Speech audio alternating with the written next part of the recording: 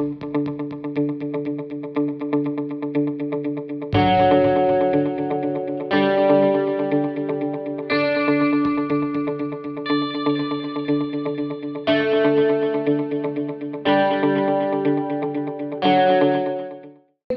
is the Prime Minister's first visit abroad in more than 4 months. For someone who's been particularly active on this front, it is significant.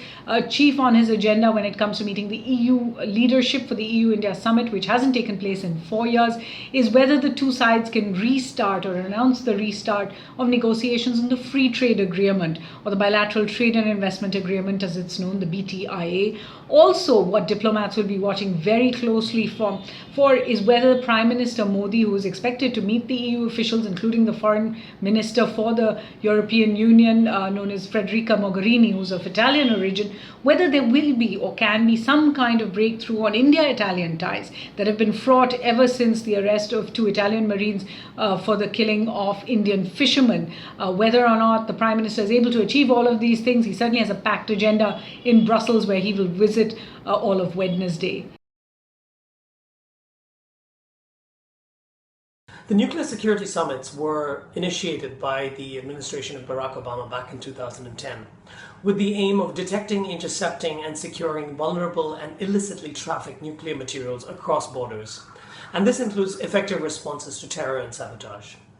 In the 6 years that have passed since then, India's achievements in contributing to global nuclear security have been considerable, in part led by the government of Prime Minister Manmohan Singh.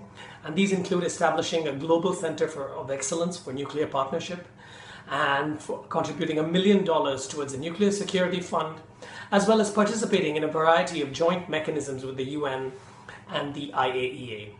While India will win praise for these achievements, there have been some disquieting signals of late that its own nuclear materials may be less than secure. For example, a Harvard University study found earlier this month that US officials ranked Indian nuclear security measures as weaker than those of Pakistan and Russia. With such concerns across a number of nations, at the end of this summit, the open question will be, are countries willing to come together to sustain this dialogue on global nuclear security even after President Obama deemed its office post the November 2016 elections?